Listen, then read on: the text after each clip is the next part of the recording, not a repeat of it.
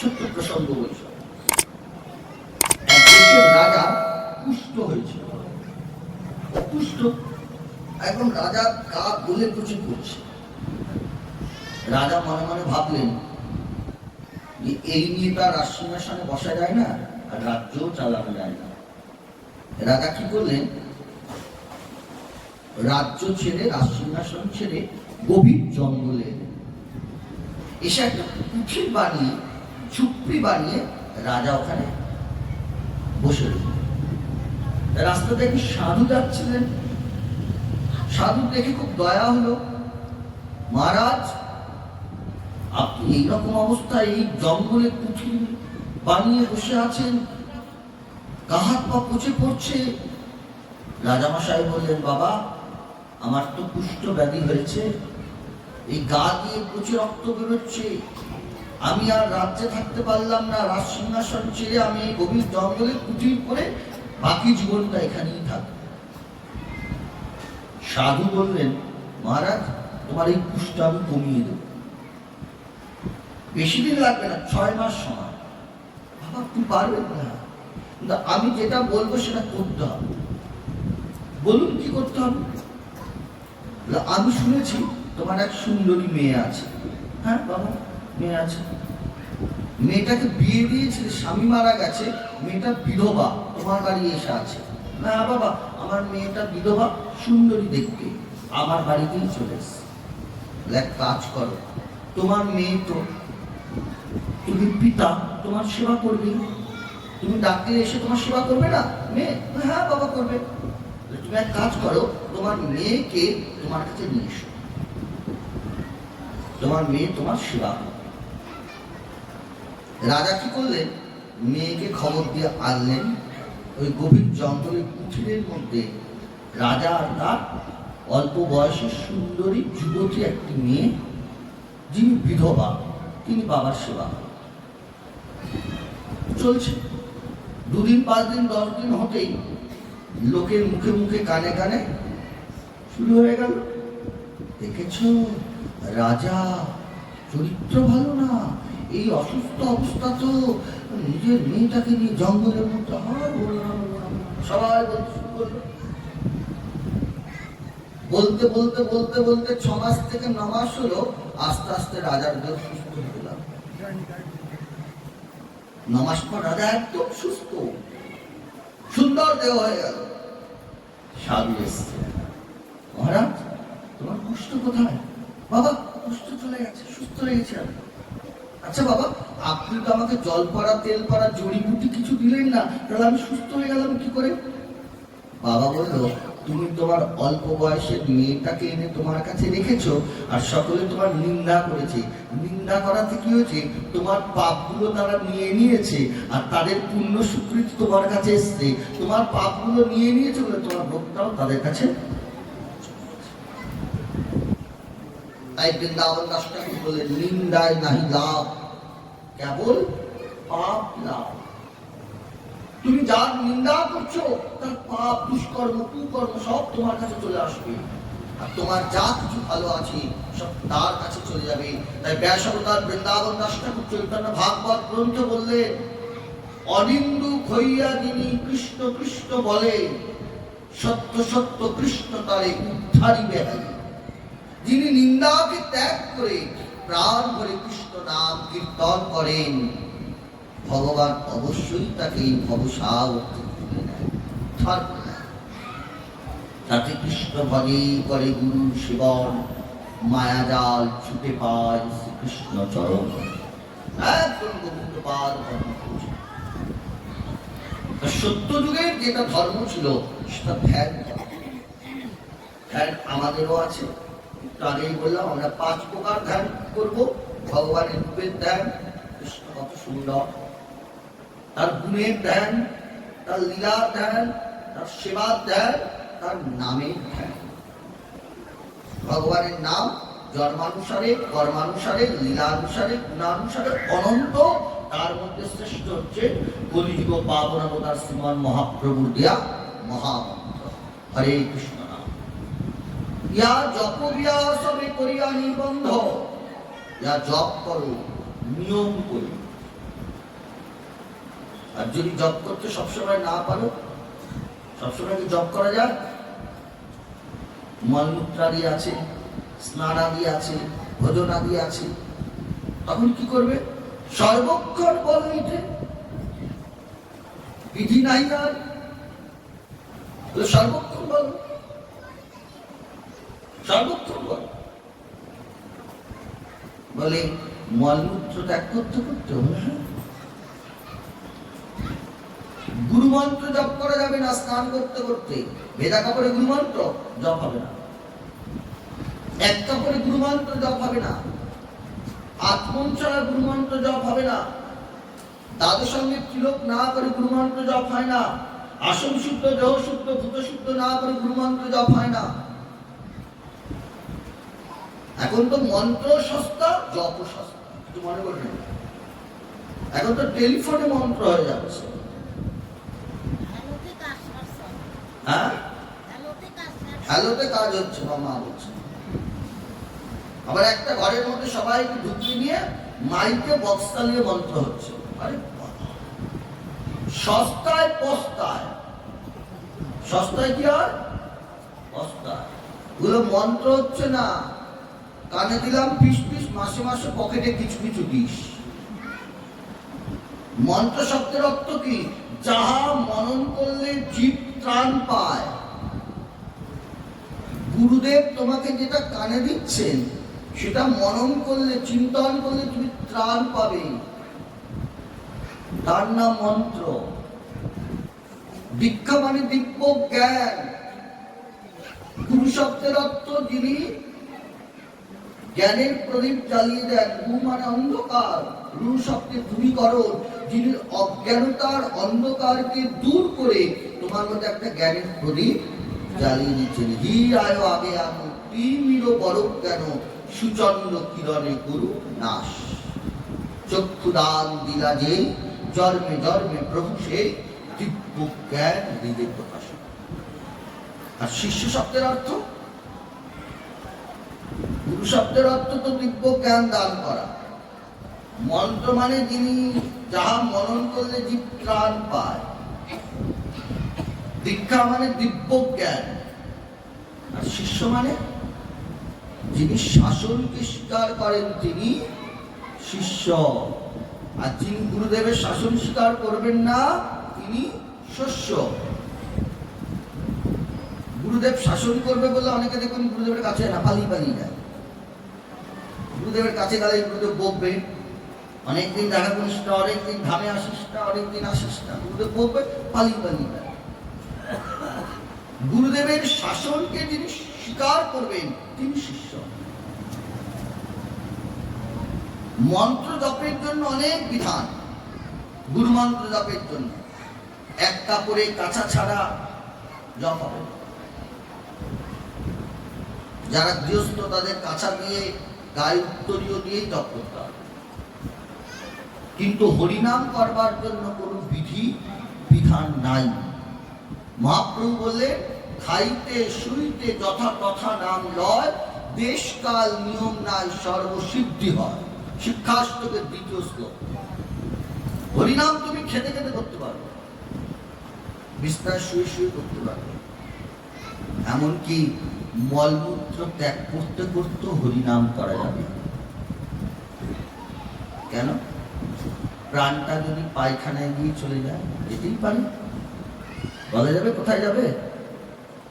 কেউ জেনে বসে আছি কোথায় মরবো, কিভাবে মরবো, কখন মরিবে, কেমনে তরিবে, বিষম সমন রাতে, কখন কোথায় কিভাবে মরবো কে বলতে পারে?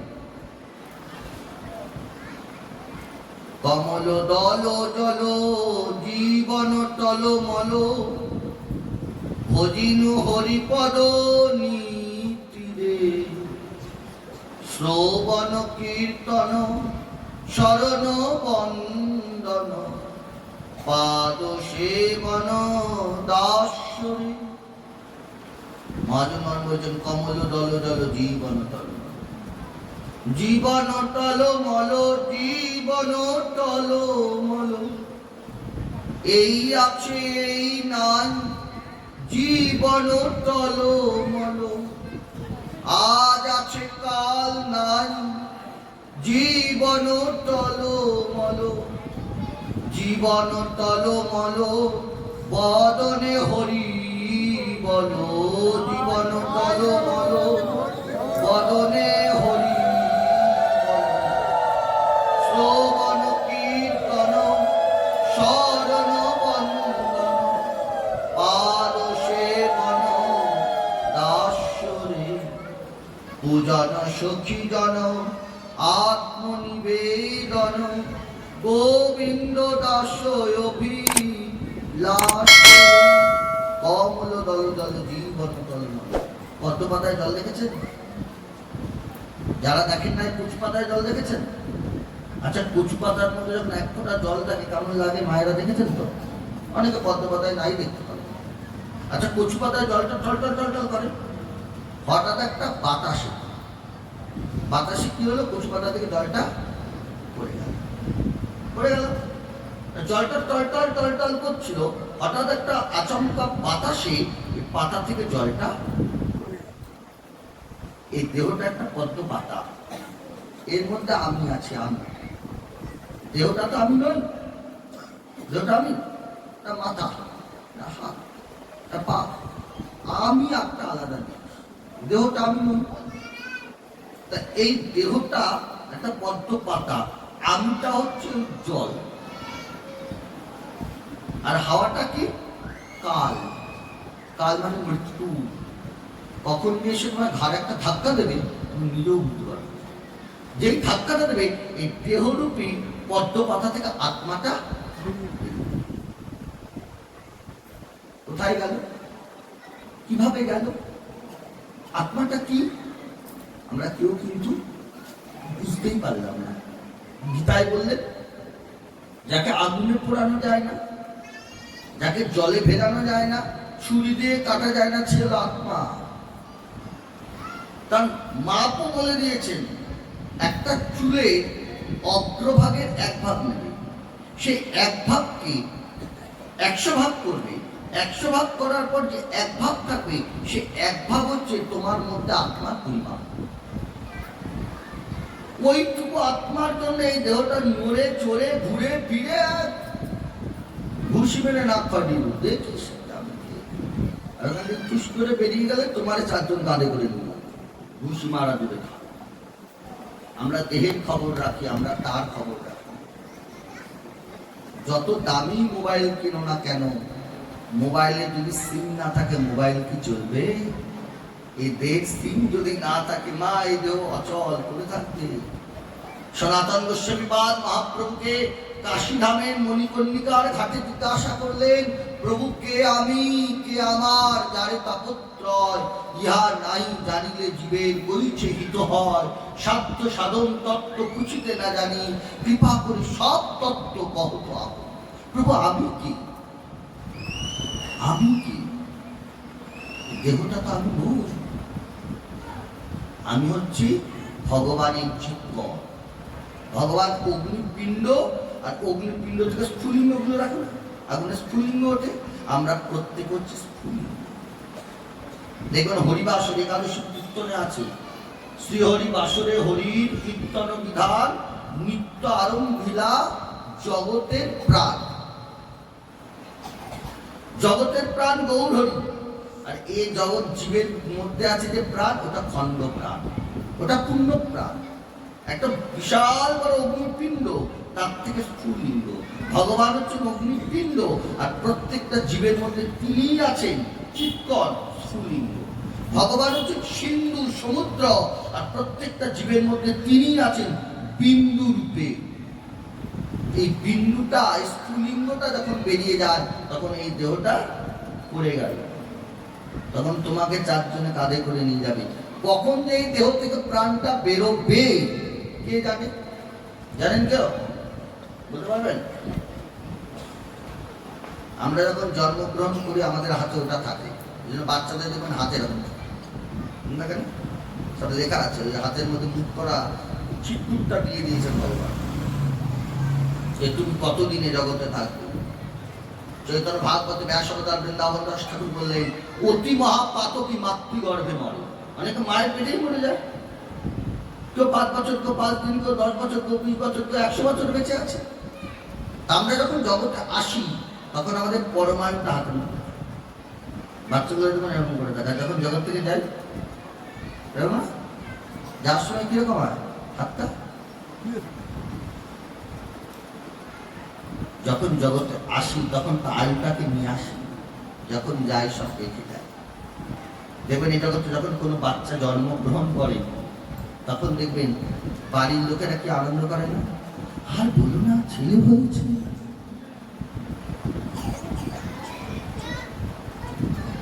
ছেলে হয়েছে। আর ছেলে হয়েছে বলে একদম বড় বড় রসগোল্লা, ছেলে হয়েছে ছেলেটা। ছেলেটা কি করে, বাড়ির লোক খুব আনন্দ করছে, মিষ্টি খাচ্ছে, রসগোল্লা খাচ্ছে, ফোন করছে, আর জানিস তো ছেলে হয়েছে, এই তো 8টার সময় হলো। মানুষের জীবনে একটা ছেলে হয়েছে, তখন কুকুরের দেহেছিল আমার 6টা ছেলে হয়েছিল, শিয়ালের দেহতে আমার 14টা ছেলে হয়েছিল। পশু পাখির দেহে যখন ছিলাম তখন তো কত কত সন্তানের বাপ হয়েছি, তখন তা তো আনন্দ করি নাই।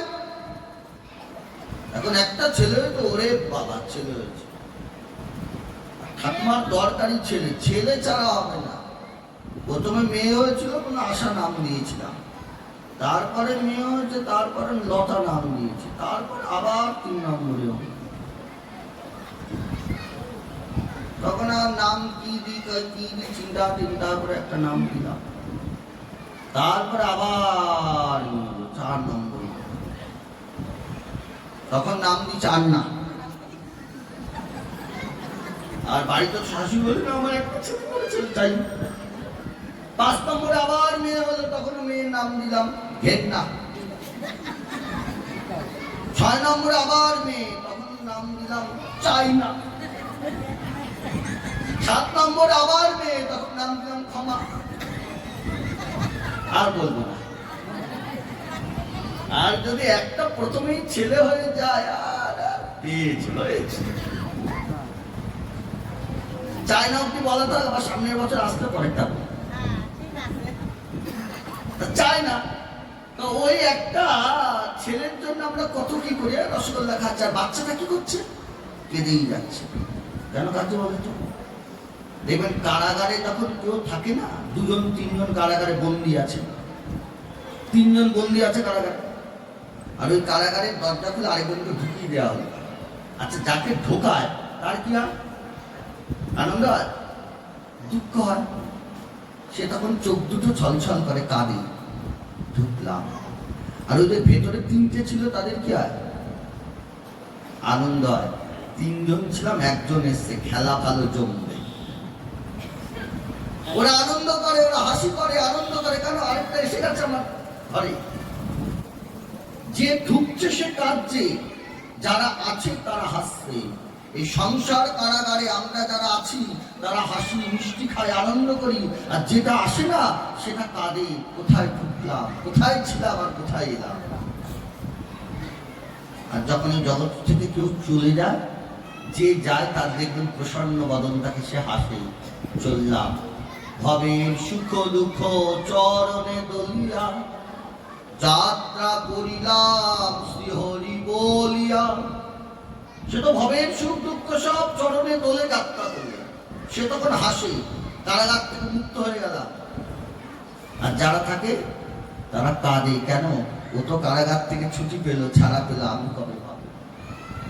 এই সংসার কারাগারে আমরা আটকে আছি, কখন যে কার প্রাণ যাবে, কখন থেকে জগতের খেলা সাঙ্গ করব বলা যাবে না। কেউ পায়খানায় বসেও প্রাণ চলে যাচ্ছে, কেউ স্নান করতে করতেও প্রাণ চলে যাচ্ছে, কেউ খেতে খেতে প্রাণ চলে যাচ্ছে। তাই মহাপ্রভু বললেন, খাইতে শুইতে যথা তথা নাম লয়। হরে কৃষ্ণ মহামন্ত্র কীর্তন করবার জন্য কোন বিধান নাই, যেখানে সেখানে তুমি নাম করতে পারো। সর্বক্ষণ বলইতে বিধি নাহি আর। এটা তো প্রমাণ দরকার, বলে প্রমাণ মহাপ্রভুর জীবনেই আছে। মহাপ্রভু তখন 20 ধামে, এখন যেটাকে আমরা গম্ভীরা বলি, সেটার আদি নাম হলো রাধাকান্ত মঠ। তারও আগে ওই নামটা ছিল কাশী মিশ্রের আলয়, এখন বর্তমান নাম হচ্ছে গম্ভীরা, যেখানে মহাপ্রভু সন্ন্যাস ছিলেন 24টা বছর। পুরী ধামে যখন আমরা যাব, আমাদের প্রত্যেকের এই গম্ভীরা দর্শন করা উচিত। গেছো তো তোমরা পুরীতে? গেছো না পুরী? মায়েরা গেছেন না? গেছেন? গম্ভীরায় আছেন? গম্ভীরায় কেন? গম্ভীরায় নদীবাসী প্রাণ গৌর আছেন। পুরীতে গেলে সিদ্ধ বকুল দেখবে, হরিদাস ঠাকুরের পুণ্য সমাধি দেখবে, টোটা গোপীনাথ দেখবে, চক্রতীর্থ দেখবে। 4 জন হনুমান আছেন পুরীতে বিখ্যাত, তপস্বী হনুমান, বেরি হনুমান, কানপাতা হনুমান, বর্গী হনুমান। 4টে হনুমানকে দর্শন করবেন, চক্রতীর্থে যাবেন, সিদ্ধ বকুল দর্শন করবেন, টোটা গোপীনাথ দর্শন করবেন, হরিদাস ঠাকুরের পুণ্য সমাধি দর্শন করবেন, এবং আমাদের গম্ভীরা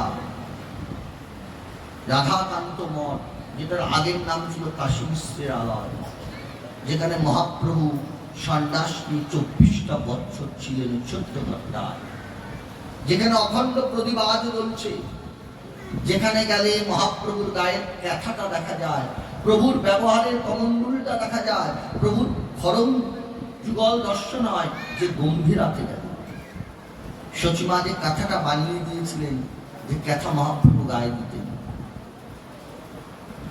সেই ক্যাথাটা আজও গম্ভীরাতে আছে। তা মহাপ্রভু এই গম্ভীরাতে অবস্থান করছেন। প্রভু মলত্যাগ করতে গেছেন, মলত্যাগ করতে যখন ঢুকেছেন, ওই গম্ভীরাতে একটা বাচ্চা ছেলে ছিল, তার নাম গোপাল। সে মহাপ্রভুর জন্য জল হাতে মাটি, আমাদের শাস্ত্রে বলছেন সদাচার প্রসঙ্গে, যে হাতে মাটি না দিলে কখনো মলত্যাগ করবার পর হস্ত শুদ্ধ হয় না। এবং মাটি কোথায় কোথায় দিতে হবে সেটাও সদাচার বিধানে লেখা আছে, কোন জায়গায় কয়বার মাটি স্পর্শ করাতে হবে। মলত্যাগ করার পর, জল খরচ করার পর তোমাকে হাতে মাটি দিতে হবে। এখন আর মাটি পাটি কেউ দেয় না, এখন কি জানো, হ্যাঁ আধুনিক যুগ, কিন্তু মাটি দিতে হবে। তা মহাপ্রভুর জন্য জল মৃত্তিকা সব রয়েছে। মহাপ্রভু যখন বেরোচ্ছেন, তখন বাচ্চা ছেলে গোবিন্দ দেখছেন মহাপ্রভুর জিভটা দাঁত দিয়ে কেটে আছে। বাচ্চা ছেলেটা বলছো, না প্রভু তুমি জিভটাকে দাঁত দিয়ে চেপে ধরে আছো কেন? মহাপ্রভু মাথা না, কিছু বললেন না। মহাপ্রভু হাতে মাটি করলেন, হাত পা ধুলেন, কাপড় ছাড়লেন। ছাড়ার পর মহাপ্রভু গোপালকে বলছেন, গোপাল কি বলছিলি? প্রভু তুমি জিভটাকে দাঁত দিয়ে চেপে ধরেছিলে কেন? মহাপ্রভু বললেন, আমার জিভ আমার কথাই শোনে না। গোপাল বললেন, তার মানে? আমার জিভ সর্বদা কৃষ্ণ নামে নৃত্য করে, সবসময় জিহ্বার কৃষ্ণ কৃষ্ণ কৃষ্ণ কৃষ্ণ জীব উচ্চারিত হয়। তার পায়খানা তো অপবিত্র স্থান, সেখানে গেলে কৃষ্ণ নাম যদি বেরিয়ে যায়, তার জিভটা দাঁত দিয়ে চেপে ধরেছিল, যাতে ওইটুকু সময় জিভটা কৃষ্ণ নামে নৃত্য না। এই বলেছেন। গোপাল বলেন, প্রভু একটা কথা আছে। মহাপ্রভু বলেন, বলো কি কথা? বলে, যদি পায়খানায় বসে তোমার প্রাণটা বেরিয়ে যায়, তাহলে কি তুমি নাম ছাড়া প্রাণ ত্যাগ করবে? মহাপ্রভু গোপালকে বলেন, গোপাল সত্যি তো, মল ত্যাগ করতে করতেও তো প্রাণ চলে যেতে পারে। গোপাল, এতদিন তো আমি এটা চিন্তা করি না, তুই আমাকে বড় শিক্ষা দিলি, তুই আমার গুরু। মহাপ্রভু গোপালকে গুরু বলে ডাকতেন। দীক্ষাদাতা গুরু একজন হবে, শিক্ষা গুরু অনেক হবে। শিক্ষা বলতে শিক্ষা মন্ত্র নয়, আমাদের সম্প্রদায়ে শিক্ষা মন্ত্র বলে কোনো মন্ত্র নাই। শিক্ষা বলতে ভজন শিক্ষা। দত্তাত্রেয় ঋষি অবধূত সংবাদে দেখবেন ভাগবতে 24টা গুরু করেছিলেন, প্রত্যেকটা শিক্ষা। আকাশকে গুরু করছেন, মাছকে গুরু করছেন, মাছরাঙা পাখি তাকে গুরু করেছেন, পিঙ্গলা বেশ্যাকে গুরু করেছেন, সমুদ্রকে গুরু করেছেন, 24 জনকে গুরু করেছিলেন শিক্ষা অনুসারে। মন্ত্রদান যিনি করবেন তিনি দীক্ষা। শিক্ষা মন্ত্র, শিক্ষার ঘরে যাও না, এইরকম কোন গল্প শুদ্ধ সম্প্রদায় নাই। আরে বাবা, শিক্ষা নাও নাই, শিক্ষার ঘরে যাও না, কিসের শিক্ষা? চন্দনটা কি করে ঘষতে হয় তাই জানি না। আমরা তো মশলা বাটার মতো চন্দন ঘষি, ওই চন্দন ঠাকুর সেবায় লাগবে না। চন্দনটাকে ধরে বাঁ দিক থেকে গোল করে ঘোরাতে হবে। তোমাকে এটা জিনিস শিখিয়ে দিয়েছে রটিদি, এভাবে চন্দন ঘষো না, এইভাবে ঘষো। ওটা চন্দন পাটা হচ্ছে, লম্বা করে আমরা ঘষতে পারছি, এমনি ঘুরিয়ে ঘুরিয়ে চন্দন ঘষতে হবে। তুমি এই জানতে না, তুমি ওনার থেকে শিক্ষাটা পেলে, সেই তোমার গুরু। এইরকম করে গুরু করেছিলেন দত্তাত্রেয় ঋষি 24 জনকে। মাটিকে গুরু করেছেন, আকাশকে গুরু করেছেন, সমুদ্রকে গুরু করেছেন, মাছকে গুরু করেছেন, মাছরাঙা পাখিটাকে গুরু করছেন। জিজ্ঞেস করা হচ্ছে, আচ্ছা তুমি মাছরাঙা পাখির থেকে কি শিক্ষা পাচ্ছ? শিক্ষা পেয়েছি। কি শিক্ষা পেয়েছি? মাছরাঙা পাখিগুলো দেখবেন গাছের সামনে, মানে নদীর সামনে, পুকুরের সামনে নোয়ানো ডালে বসে থাকে, বুঝতে থাকেন? আর বসে বসে কি করে? জলের তলা দিয়ে মাছ যায়, ও কিন্তু দৃষ্টি দিয়ে থাকে। আর যেই জলের তলা দিয়ে মাছ যায়, দত্তাত্রেয় ঋষি বলে মাছরাঙা পাখি আমার গুরু, কারণ ওর থেকে আমি শিক্ষা পেয়েছি ভগবানকে পাওয়ার জন্য এরকম এক মন এক প্রাণ না হলে কখনো পাওয়া যাবে না। মাছরাঙা পাখিটাকে এক দৃষ্টিতে তাকিয়ে আছে, তলা দিয়ে মাছটা যাচ্ছে, পাখিটা ঠিক মন প্রাণটা যদি একনিষ্ঠ না হয়, মুখে বলি হরি মনে অন্য করি, তাই প্রেম বাড়ি চোখে আসে না, আমার হরি বল বলা হলো না। মহাপ্রভু বললেন, আরে গোপাল, তুই তো আমাকে বড় শিক্ষা দিলি, পায়খানায় গিয়েও তো প্রাণটা বেরিয়ে যেতে পারে। আজ থেকে আমি বলে রাখি, তুই আমার গুরু হলি, তুই আমাকে শিক্ষা দিয়েছিস, তুই আমার গুরু হয়েছিস। আর শুধু তাই নয়, আজ থেকে আমি বিধান দিলাম, খাইতে শুইতে যথা তথা নাম লয়, দেশ কাল নিয়ম নাই সর্বসিদ্ধি হয়, সর্বশক্তি নামে দিলাম করিয়া বিভাগ, মোর দুর্দৈব নামে না হইল প্রাণ। নামে সব আছে, যা ভগবান স্বয়ং পারেন না, তা ভগবানের নাম পারেন। ভগবানের পক্ষে তা সম্ভব নয়, ভগবানের নামের পক্ষে তা সম্ভব। তোমরা যারা নবদ্বীপ গেছো, নবদ্বীপে একটি জায়গা আছে, সেটা জন্মদ্বীপ, জানগড়, জাহননগর বলে, যেখানে আমাদের সারঙ্গ ঠাকুরের শ্রীপাঠ। মহাপ্রভু প্রতিদিন পড়াশোনা করবার জন্য যেতেন তো গঙ্গাদাস পণ্ডিতের তোলে, আর সারঙ্গের বাড়ি ঢুকতেন। সারঙ্গের বাড়ি গিয়ে বিশাল বড় একটা বকুল গাছ আছে, গাছতলায় মহাপ্রভু বসতেন। সারঙ্গ ঠাকুর তখন বুড়ো হয়ে গেছিল, বয়স হয়ে গেছিল। মহাপ্রভু প্রতিদিন সারঙ্গ ঠাকুরকে বলতেন, ও ঠাকুর, একটা শিষ্য টিষ্য করো, পরবর্তীকালে সেবা চালাবে কে? ও ঠাকুর একটা শিষ্য করো, প্রতিদিন বলতেন। কিন্তু সারঙ্গ ঠাকুর প্রতিদিন বলতেন না, আমি কোনো শিষ্য টিষ্য করবো না। এই প্রকার মহাপ্রভু রোজ বলতে বলতে বলতে বলতে একদিন সারঙ্গ ঠাকুর রেগে গিয়ে বললেন, ঠিক আছে, কাল সকালে আমি যাকে প্রথম দেখবো তাকে মন্ত্র। সারঙ্গ ঠাকুর সকালবেলা প্রথম কাকে দেখেছিলেন জানেন? যখন গঙ্গায় স্নান করতে গেছেন, স্নান করতে গিয়ে প্রথম দেখলেন একজন মৃত ব্যক্তি, মরা একটা অল্প বয়সের ছেলে, তাকে সাপে কেটেছে। বাবা মা কলায় ঢালাই করে ভাসিয়ে দিয়ে জায়গা দিলে হতো।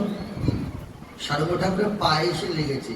সারঙ্গ ঠাকুর মরা বাচ্চাটাকে টেনে তুলে মনে মনে ভাবলেন, প্রভুকে বলেছি সকালে ঘুম থেকে উঠে তাকে প্রথম দেখবো, তাকে মন্ত্র দেবো। যাই হোক